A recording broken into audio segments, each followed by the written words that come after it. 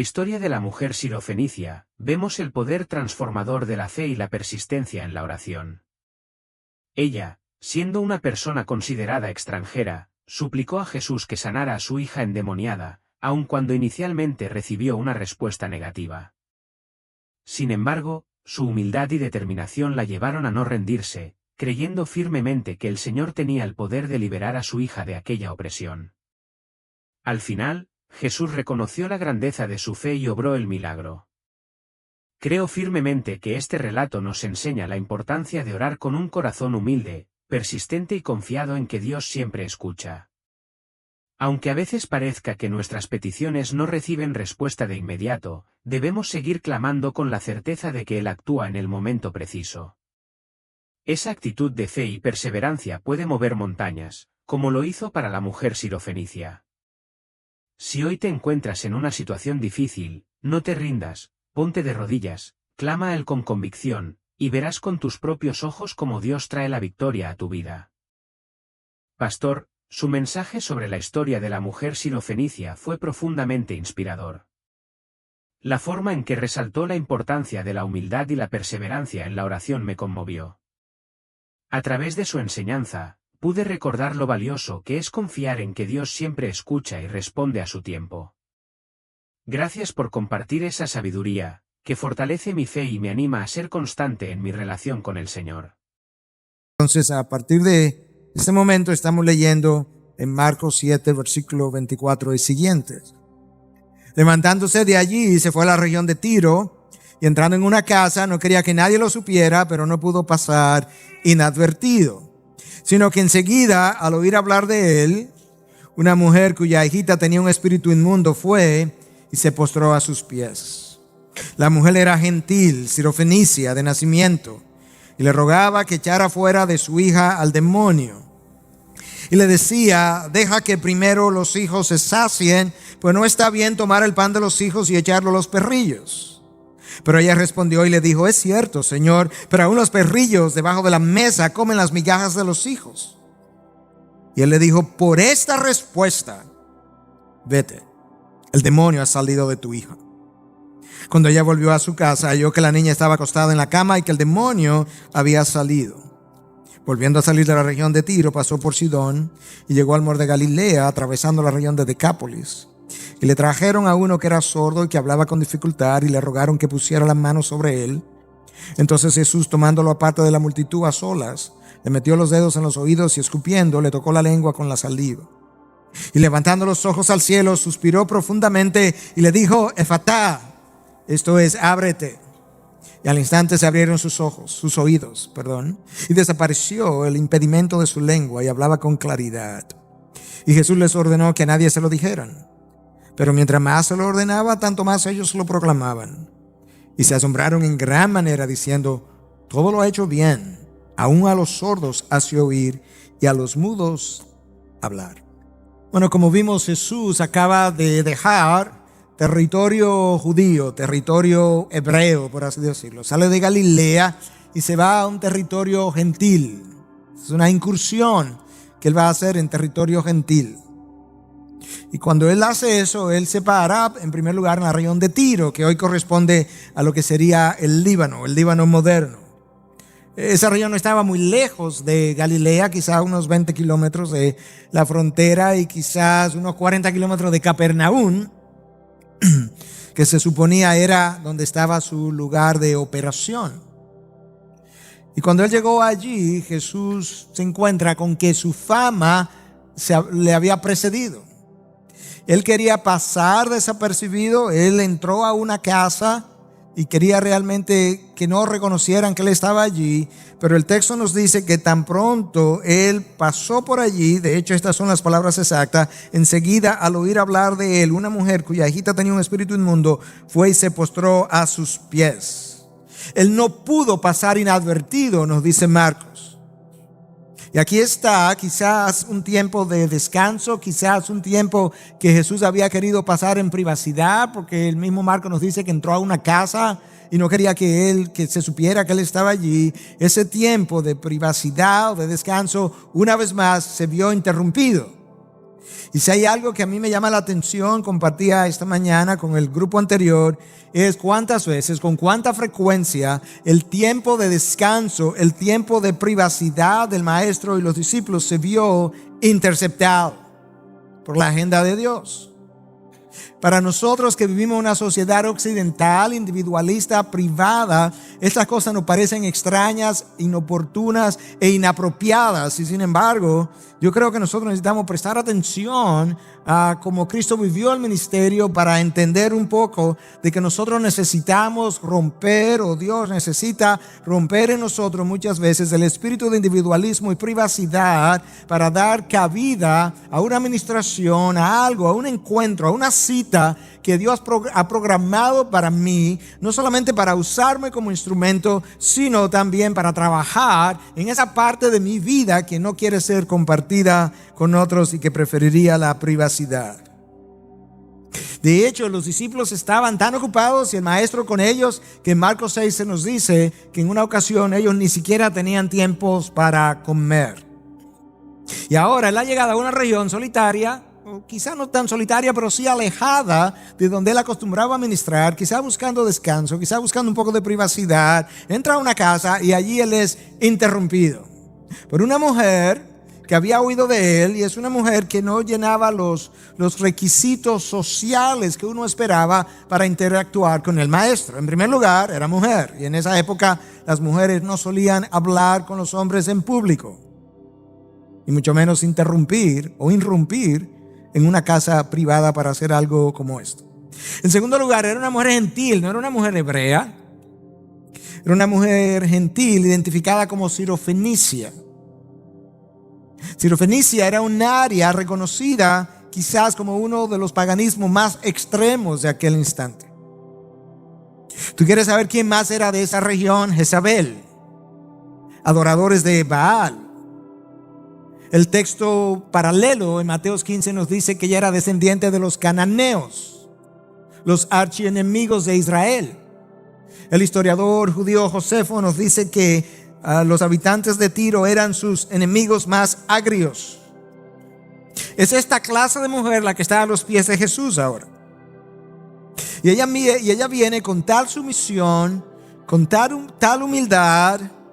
Y ella está a punto de recibir algo que va a ser una gracia de Dios, pero lo que ella va a recibir tiene que ver, de acuerdo a lo que Jesús expresa, con una actitud exhibida por ella.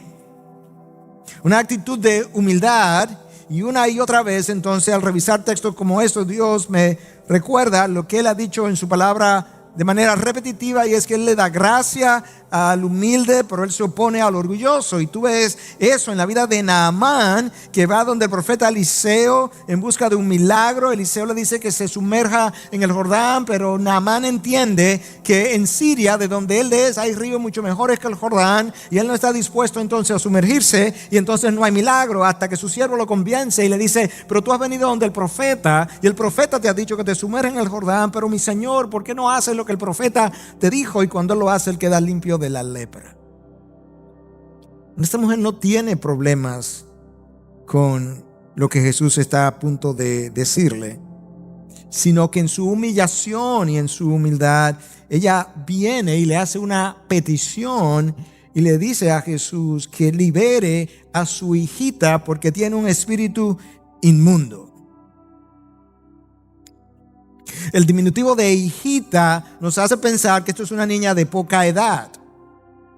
Y tenemos que pausar y preguntarnos, aun si no tenemos la respuesta final, tenemos que pausar, reflexionar y preguntarnos cómo es que una niñita queda poseída de un demonio. Yo no creo que las posesiones demoníacas sean tan fáciles de darse, porque si fuera ese el caso, entonces todos los incrédulos vivirían poseídos.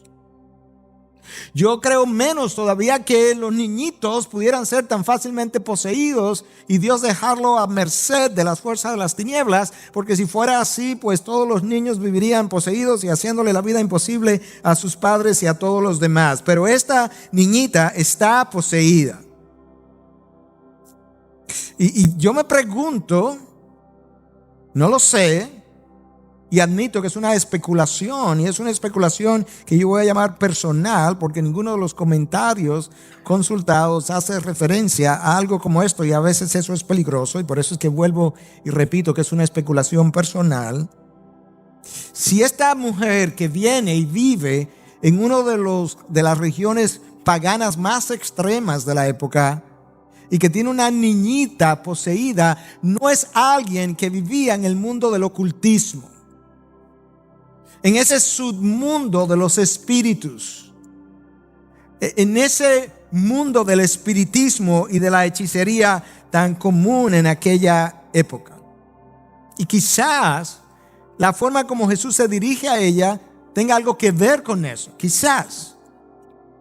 Pero antes de llegar ahí, déjame comentarte lo que el pasaje paralelo de Mateo 15 nos dice acerca de este encuentro a partir del versículo 22, y que contribuye a darle un poco de color y de vida y de entendimiento a lo que está pasando. Este es el texto de Mateo 15, 22 y siguientes. Y he aquí una mujer cananea que había salido de aquella comarca, comenzó a gritar diciendo: Señor, Hijo de David, ten misericordia de mí. Mi hija está terriblemente endemoniada. Pero él no le respondió palabra.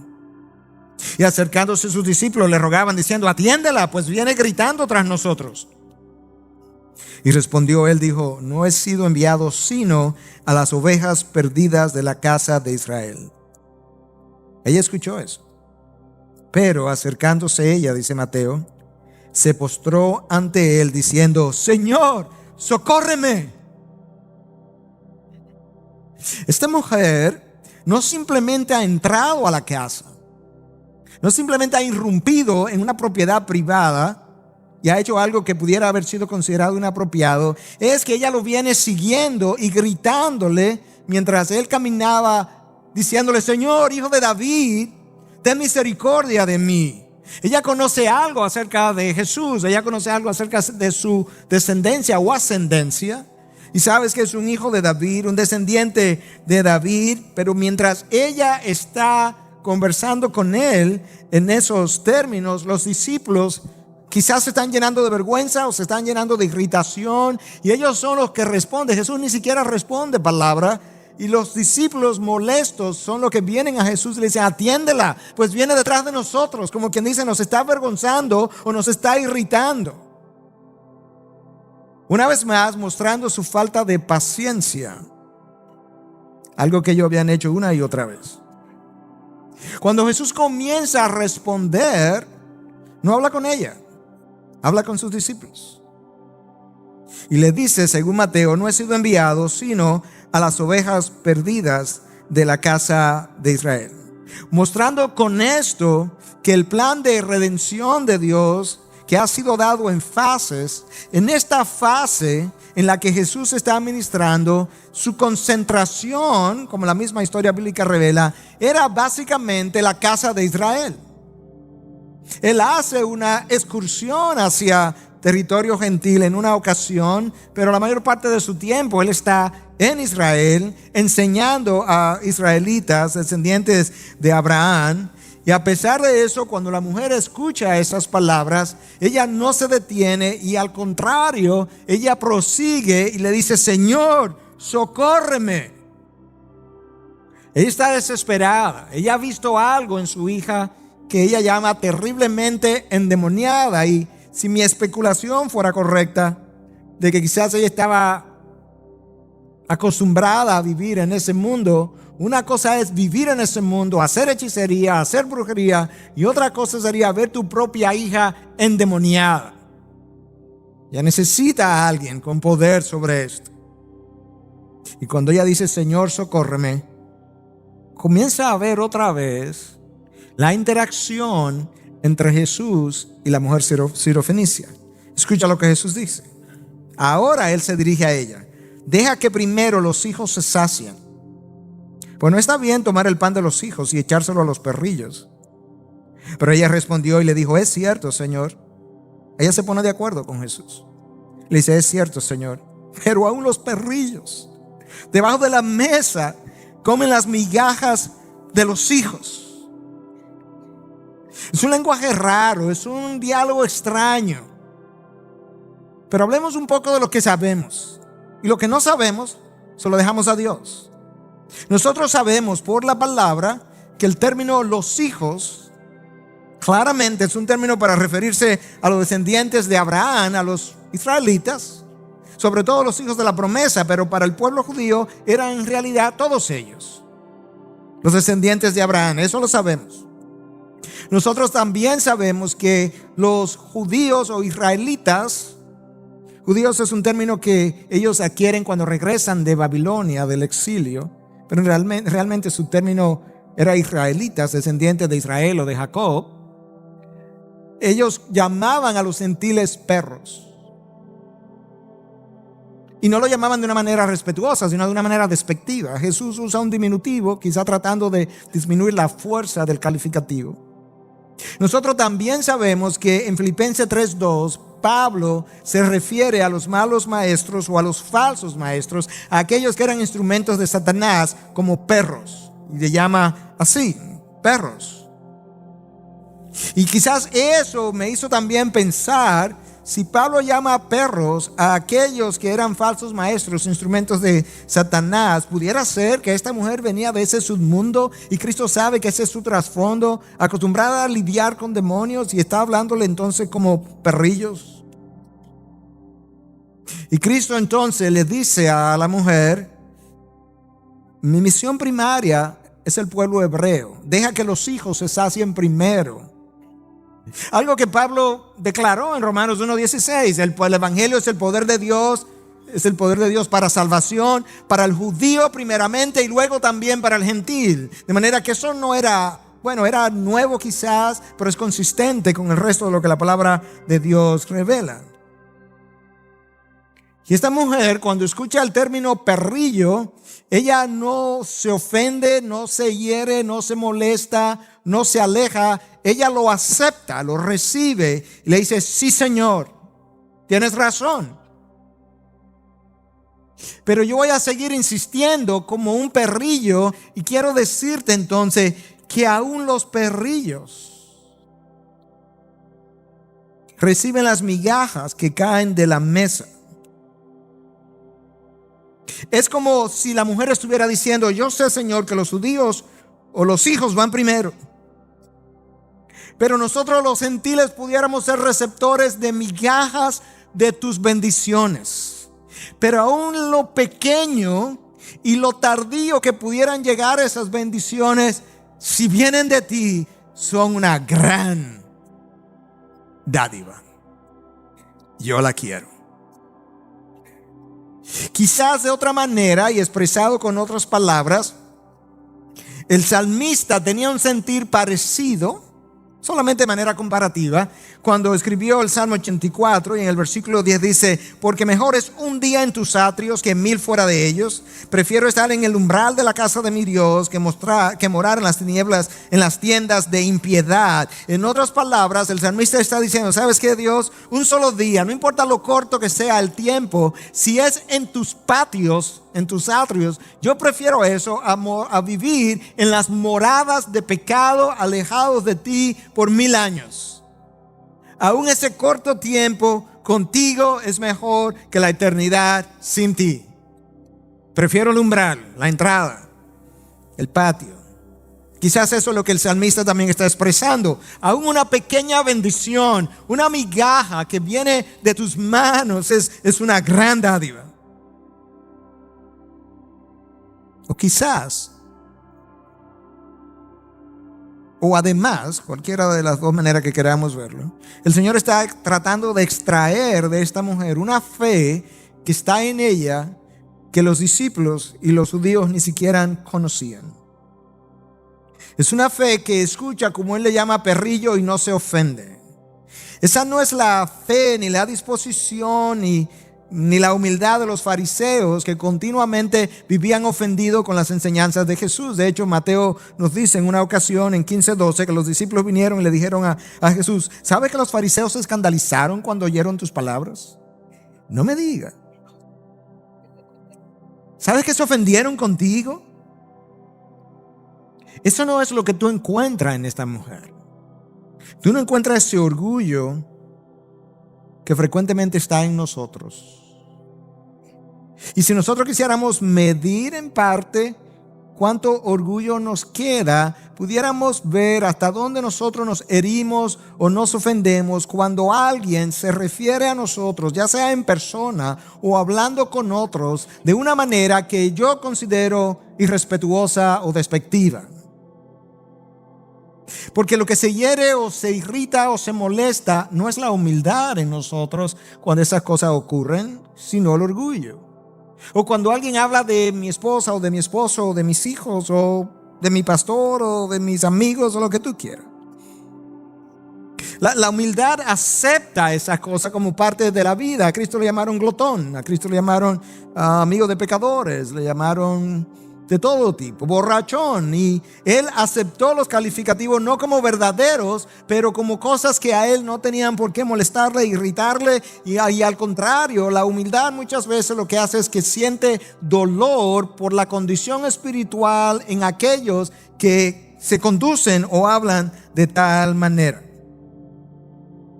Por eso es que Cristo nos dice: aprended de mí, que soy manso y humilde, y encontraréis descanso para vuestras almas. Yo comentaba con uno de los pastores nuestros en esta semana que muchas veces, si hay algo que yo he podido aprender, nuestra falta de descanso, nuestra irritación, nuestra molestia, tiene que ver con una falta de mansedumbre y de humildad.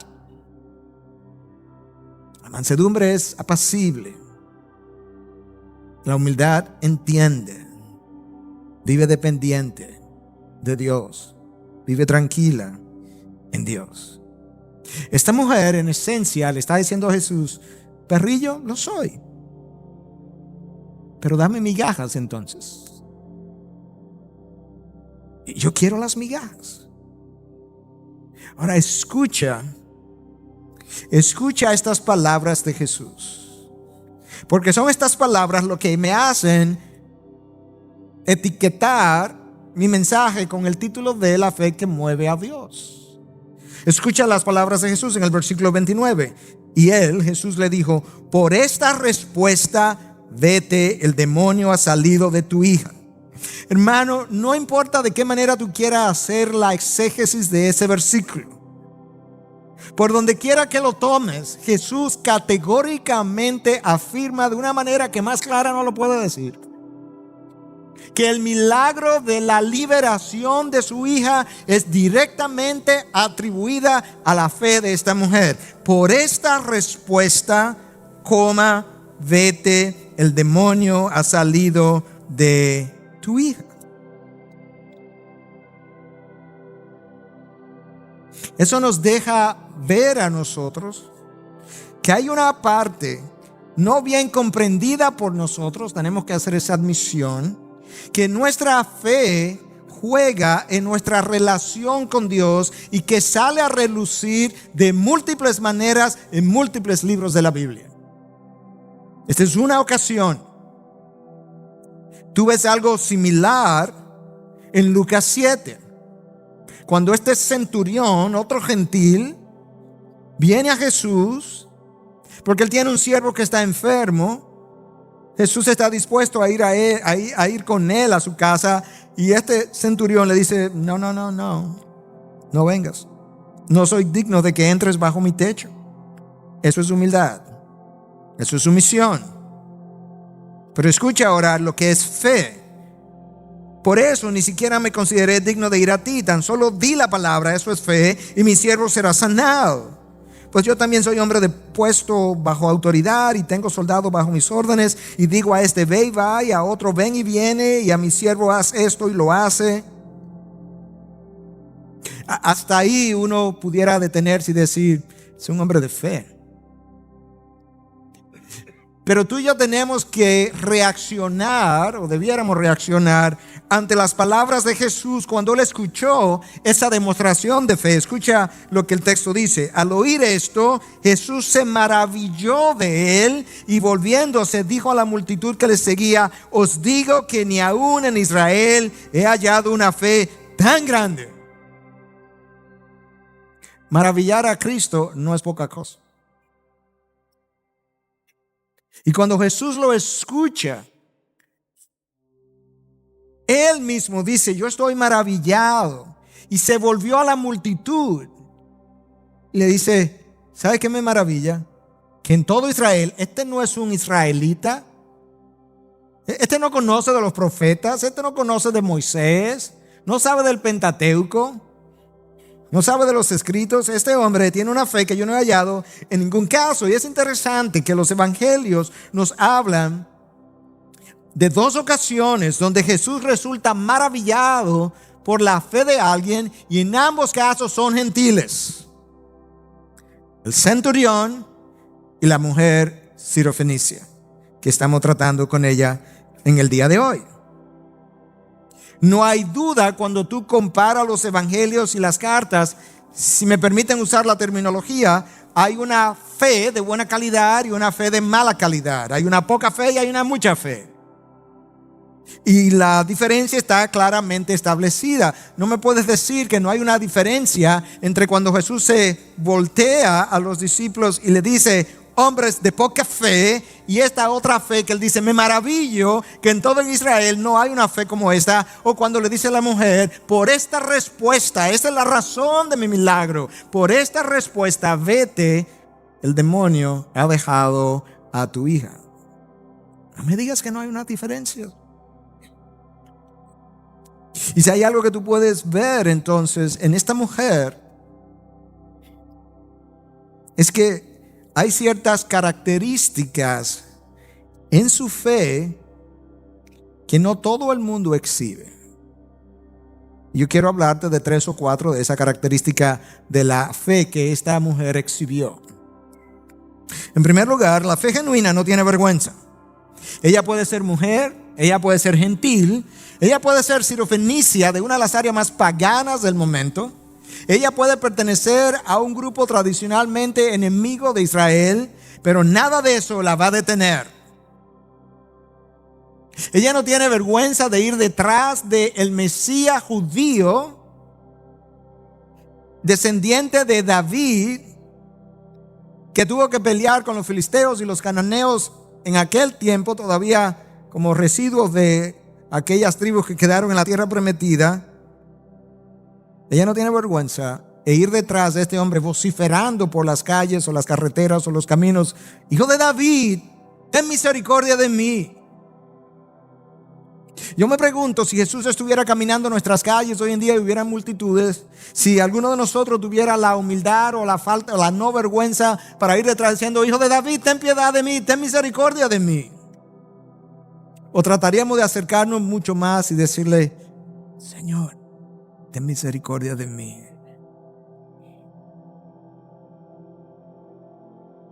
Hermanos, yo quiero aprovechar la ocasión para decirnos, la vergüenza no es un pecado pequeño. No, pastor, pero la vergüenza no es pecado. La vergüenza es simplemente miedo, inseguridad. Realmente. No, la vergüenza es la manera como yo manifiesto el orgullo que otros no ven.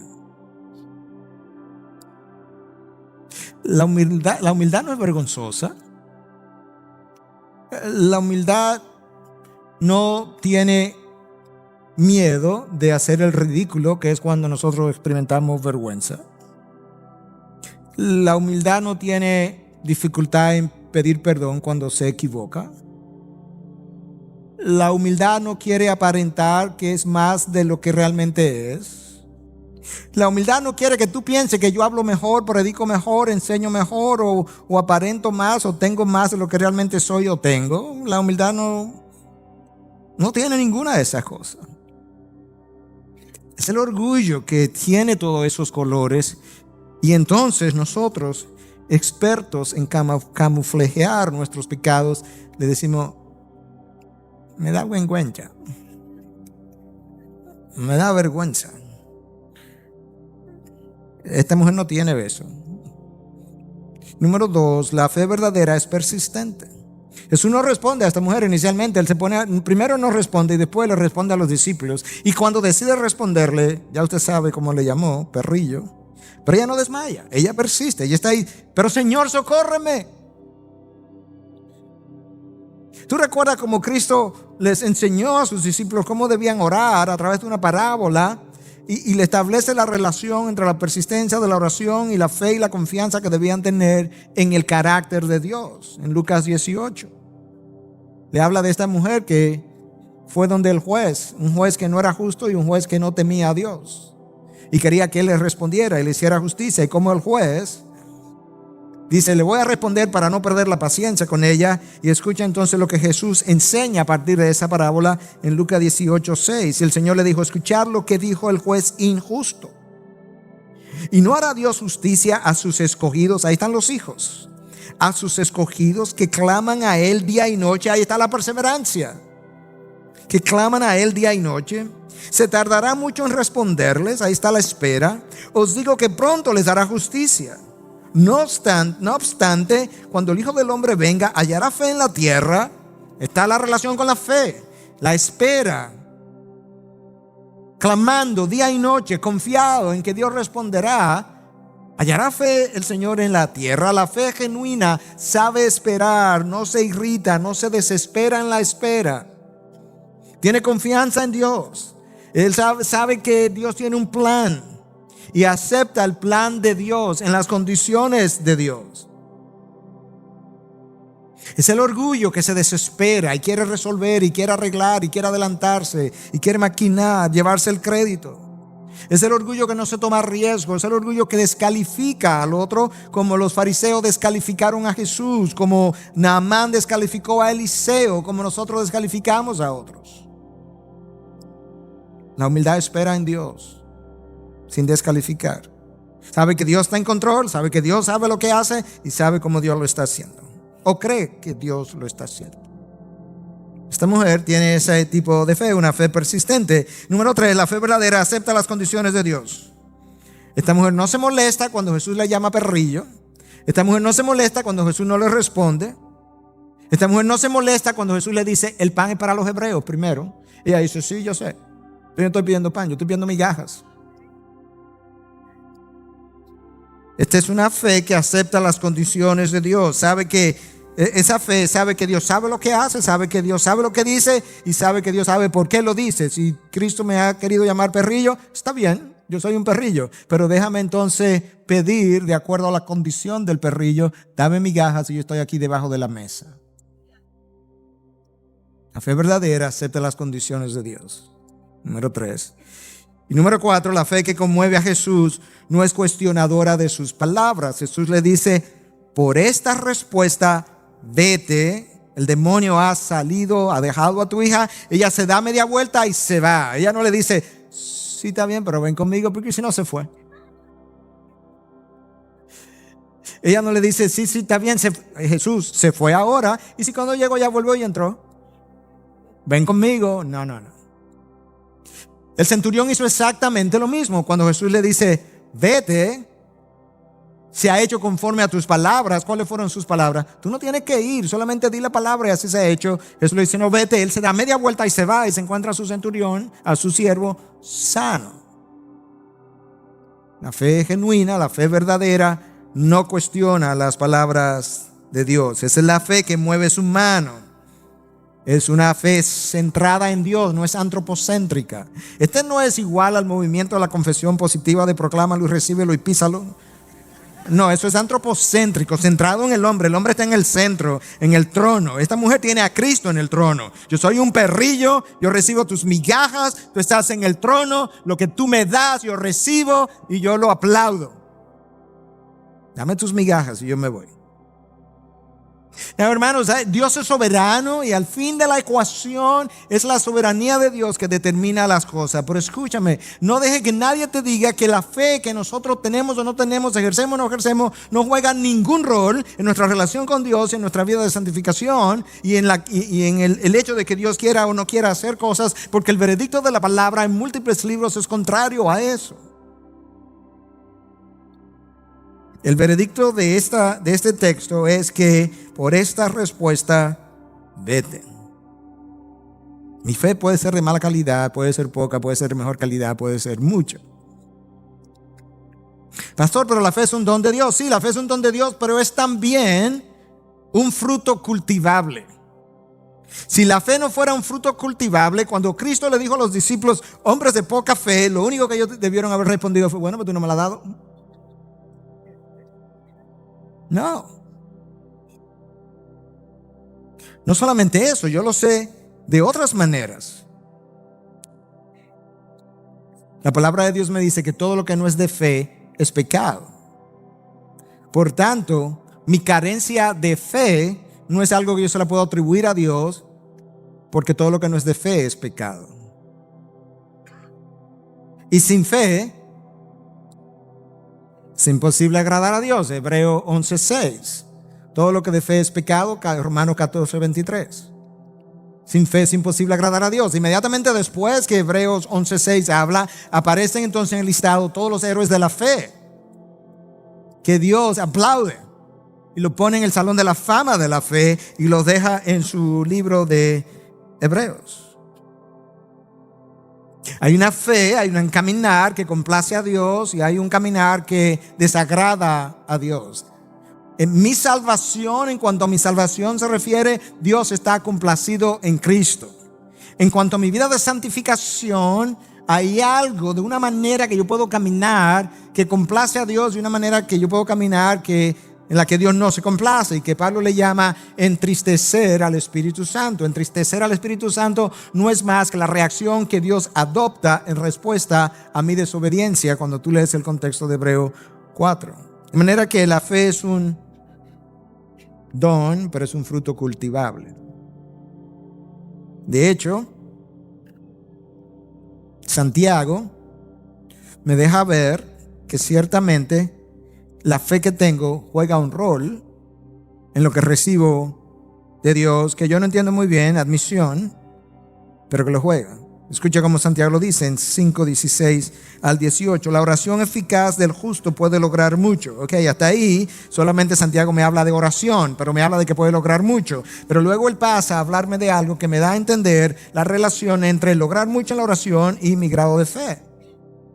Oye, ¿cómo él lo dice? Elías era un hombre de pasiones semejante a las nuestras, y antes de él hablarme de la fe de Elías, él me deja ver, yo no estoy hablando de Cristo, Dios encarnado, yo estoy hablando de un hombre como tú y yo, con pasiones iguales y semejantes a las nuestras. Escucha ahora, y oró fervientemente, ahí está la fe en la oración, oró fervientemente para que no lloviera, y no llovió sobre la tierra por 3 años y 6 meses. Y otra vez oró, y el cielo dio lluvia y la tierra produjo su fruto. Ahí está la fe.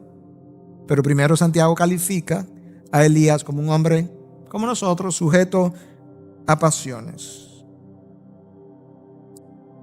Esta mujer exhibe un grado de fe que maravilla a Jesús, y que Jesús quiere que yo entienda algo. Y le dice, por esta respuesta, por lo que esta respuesta revela que hay dentro de ti,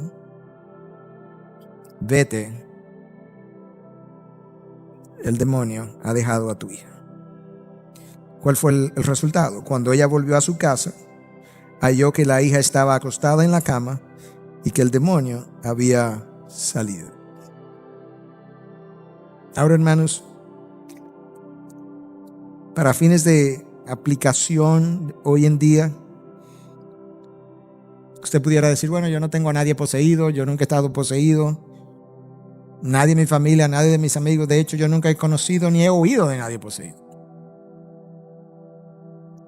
Entonces yo quisiera que usted se pudiera llevar algunas cosas claras que la palabra establece en cuanto a demonología, que no representan opiniones, ni siquiera interpretaciones mías, sino cosas claramente dichas en la palabra, para que nosotros podamos ver algo que tiene que ver con esta historia. Número 1, y quizás antes de enumerar esa cosa, nadie es experto en demonología, porque es poco lo que la palabra dice, de manera que sería un experto en poca cosa. Pero hay algunas cosas que la palabra claramente dice, que son incuestionables. Número 1, la palabra me dice en Efesios 6:12 que nosotros luchamos contra huestes espirituales de maldad en las regiones celestiales. No son pocas, son huestes. Se nos habla de muchas. Y son de maldad, de manera que su propósito es la maldad. y que yo estoy involucrado en esa lucha. Yo no entiendo la lucha, pero yo sé que existe y que Dios quiere que yo esté apercibido de ella. Eso está claro. Eso lo podemos afirmar. Número 2, nosotros sabemos por la palabra que yo puedo dar lugar al diablo. El apóstol Pablo, de manera interesante, me dice en el mismo libro de que él me habla de las huestes espirituales de maldad, antes de hablarme de ellas, me dice en 4:26, airaos pero no pequéis, no se ponga el sol sobre vuestro enojo, ni deis oportunidad al diablo. El ni me conecta mi ira con oportunidad al diablo. Eso no necesita exégesis, eso está claramente establecido. Hermanos, hermanas, algunos de nosotros vivimos airados. Y nosotros no nos percatamos de las implicaciones monumentales de mi ira. Esta semana yo hablaba con alguien que no sé si está aquí, pero si está aquí sabe que no le estoy hablando a esa persona porque ya hablamos. Pero esa persona me decía, yo vivo airada. ¿Qué hace que yo viva airado? Son insatisfacciones hacia aquello que Dios ha provisto para mí. Es una insatisfacción hacia la vida. Entonces vivimos airándonos y molestándonos, pero todo el tiempo atribuyendo a otros la razón de mi ira. Pero el otro no pone la ira en mí, porque lo que contamina al hombre no es lo que entra al hombre, es lo que sale de él. Nosotros sabemos eso por la palabra. De hecho, 4 versículos más adelante, después que Pablo me dice que no dé lugar al diablo, que no pequéis, que no se ponga el sol sobre vuestro enojo y que no deis lugar al diablo. 4 versículos más adelante dice, sea quitada de vosotros toda amargura, enojo, ira. Él todavía está insistiendo en esto. Eso lo sabemos entonces. Es una ilustración. En español decimos para muestra basta un botón. Es una ilustración de que hay forma de dar lugar al diablo en nuestras vidas. Nosotros sabemos también que Saúl era atormentado por un espíritu de maldad, de mal, que venía de Dios. Que Dios permitió que este espíritu lo atormentara, 1 Samuel 16:14, como disciplina debido a su orgullo, rebelión, resentimiento, ira. Y no vivía en paz. Porque después de Dios tratar con la rebelión de Saúl por tanto tiempo, Saúl permanecía indomable. Y Dios permitía un espíritu de maldad de parte del Señor, dice el texto. Nosotros sabemos también que Judas flirteó con la verdad por 3 años hasta que Satanás lo poseyó. Nosotros sabemos que Pedro fue acosado por Satanás y Jesús lo reprendió. Sabemos incluso que Satanás pidió permiso para zarandear a Pedro. ¿Cuántas veces no habrá pedido permiso para zarandearme a mí? Pero no temas, Pedro, yo he rogado por ti. Pero si persisto en mi rebelión, puede ser que Dios permita que un espíritu de acoso, no de acoso sexual, sino de molestia, venga a mí, como llegó en el caso de Saúl, como parte de mi disciplina. Y nosotros sabemos que Satanás tentó al maestro a Dios por 40 días consecutivos. A Dios. ¿Quién no se atreverá a hacer conmigo? Y si lo tentó fue porque por lo menos en su entendimiento pensaba que tenía el chance de hacerlo caer. A Dios. Menciono esto porque yo no sé hasta dónde esta mujer, madre de esta niñita, había estado coqueteando con el pecado, coqueteando quizás con ese submundo, no lo sé, pero lo especulo, que causa este padecimiento. Y aprovecho entonces la oportunidad para decir, hermano, quizás algunos de ustedes han estado coqueteando con la verdad. Y quizás no acaban de convertirse, pero oyen y escuchan y vienen y escuchan un sermón y escuchan otro, pero permanecen coqueteando con la verdad. Ten cuidado, eso no es tan sencillo como parece. O quizás otros han estado incursionando en áreas de ira continua. Todos los días hay una razón para estar airado. Eso no es simplemente un problema de temperamento, hermano. Es un problema de pecado con implicaciones monumentales, porque abres puertas al enemigo y quién sabe de qué manera te pudiera estar acosando. O el orgullo que se aira, y comienza otra vez la cadena de Pablo en 4:26 de Efesios. O el resentimiento que termina airado, es básicamente una expresión de la ira. O la mentira que me identifica con el padre de mentira, la falsedad.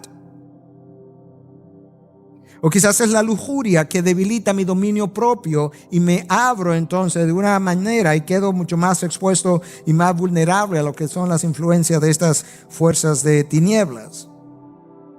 O la ingratitud invariablemente lleva a la ira, a la irritación, y la ingratitud es mencionada en Romanos 1:21 como uno de los dos pecados universales que incendian, inflaman la ira de Dios. Porque no me reconocieron como Dios ni tampoco me dieron gracia.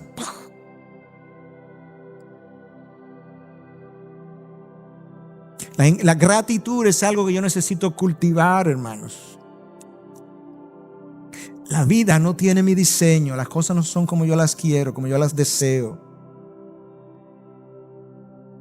No importa si yo soy el pastor cabeza, la vida no responde, la vida de la IBI no responde al diseño del pastor cabeza, responde a una agenda que Dios tiene. Y yo tengo que estar agradecido por lo que tengo en la iglesia y por lo que no tengo.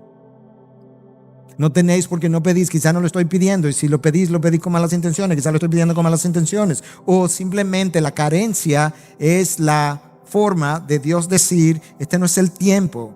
Esa no es la petición adecuada, pero tiene que ser grato. Y yo tengo que decir esta mañana, hermanos, Dios me ha dado mucho como persona. Dios te ha dado mucho a ti como persona. Dios nos ha dado mucho como iglesia. Y estoy tratando de hacer el ejercicio en mi mente por cada queja que pudiera surgir en mi mente. Trata de pensar en 3 razones por las cuales tú pudieras dar gracias en esa misma cosa y alrededor de esa misma cosa. Eso puede ir alrededor de tus hijos, puede ir alrededor de tu esposa, puede ir alrededor de tu esposo, puede ir alrededor del pastor, puede ir alrededor de la iglesia, puede ir alrededor de lo que quiera, de tu trabajo. Trata de pensar en 3 cosas por las cuales tú pudieras darle gracias a Dios, porque Dios no es ajeno ni extraño a la carencia que tú estás detectando que existe y que debe ser suplida. El problema es que tiene todo esto que ver con la mujer sirofenicia, es que la ingratitud me llena de ira y la ira le abre una puerta al enemigo, y es en el contexto aplicativo de cómo es que esta niñita queda endemoniada. Y estamos entonces preguntándonos, especulando y estudiando, porque la especulación que hice ha sido una, lo otro es lo que la palabra revela. Jesús continúa su tour y de Sidón de Tiro se va a Sidón, que también estaba en el área del Líbano. Y de ahí se va a Decápolis, 10 ciudades, de ahí el nombre Decápolis, fundada en tiempos de los griegos, con la idea de helenizar todo el área. Estas 10 ciudades estaban distribuidas entre lo que hoy es Siria, Jordania y parte de Israel. Todavía territorio gentil en esa época. Y Jesús llega allí, y tan pronto llegó, le trajeron a otra persona con problemas, con dificultad. De manera interesante, en territorio gentil Jesús no enseña, por lo menos no está registrado. Él simplemente hace milagros. Cuando estaba en Tiro, no hay nada registrado de lo que enseñó. Ahora que llega a Sidón, no hay nada registrado. Llega a Decápolis, no hay nada registrado. Pero sí hay 1 o 2 milagros registrados.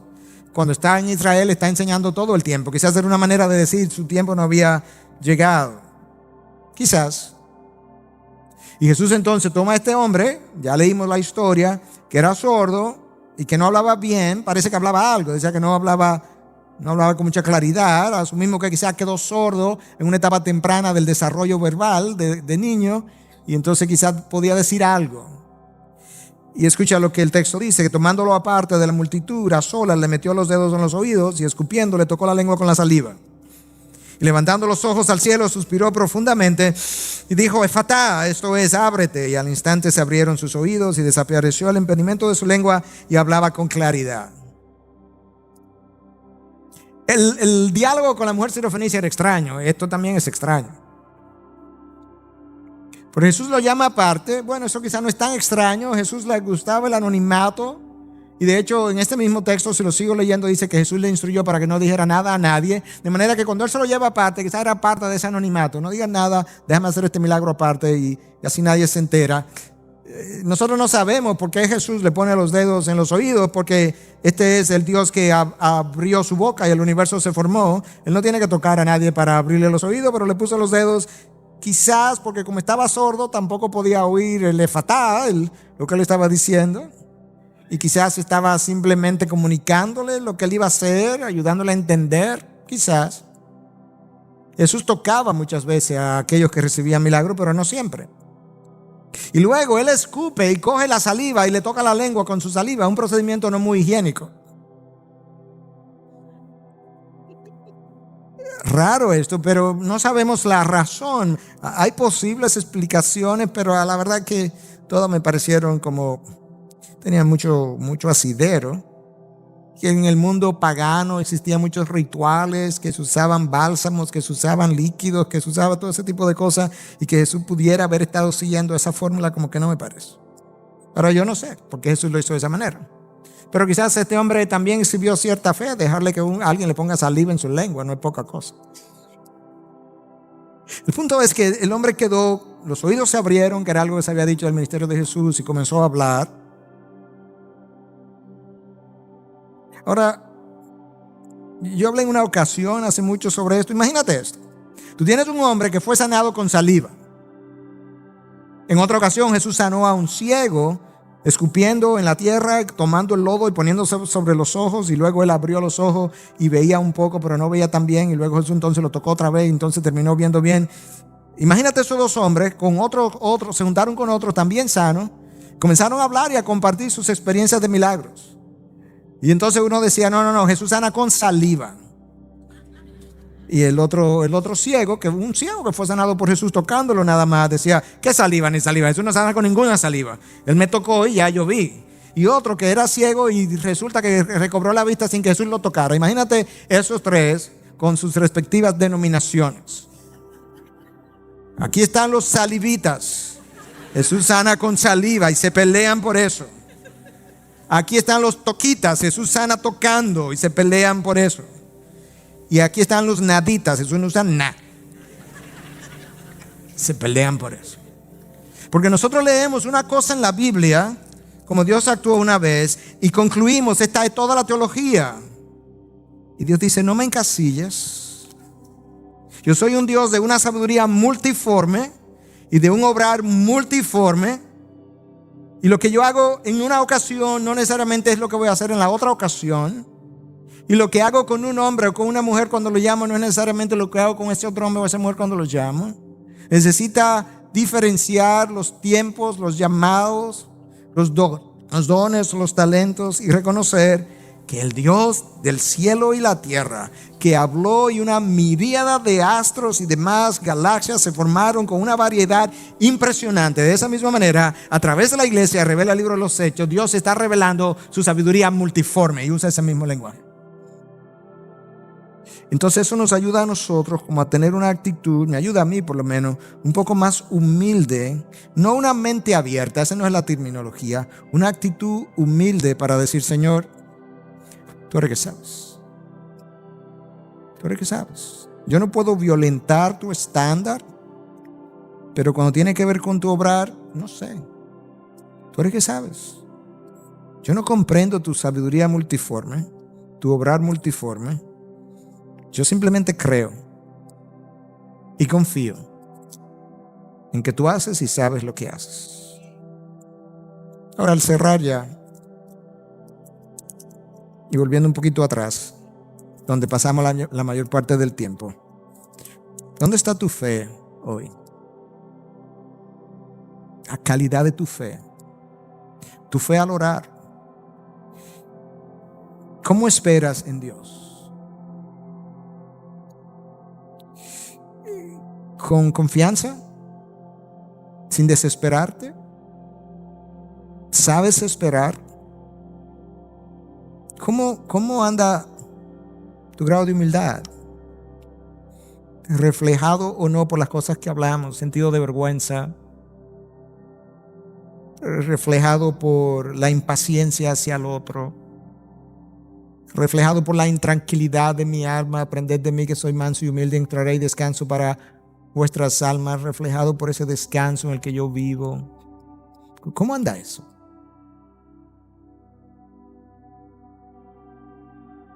¿Cómo anda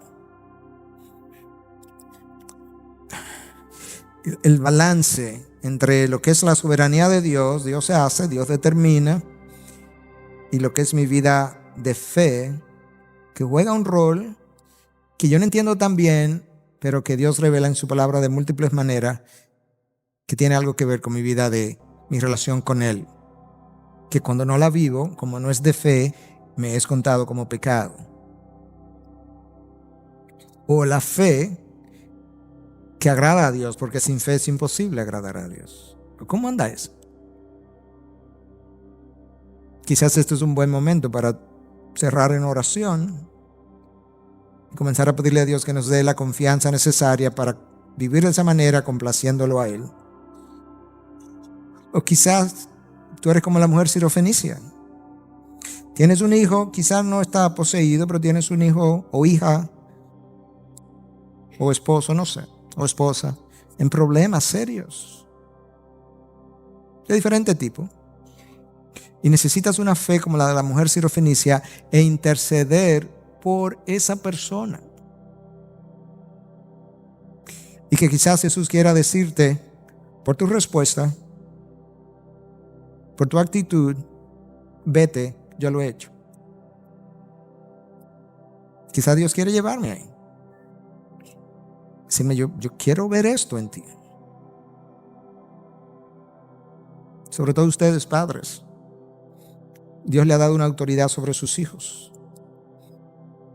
Una autoridad que ustedes pueden y deben reclamar. No a Dios no le reclamamos. Pero el enemigo gana terrenos en las vidas de nuestros hijos, en nuestros hogares. Y ustedes tienen que replegar eso, haciendo uso de la verdad de Dios y la oración de Dios.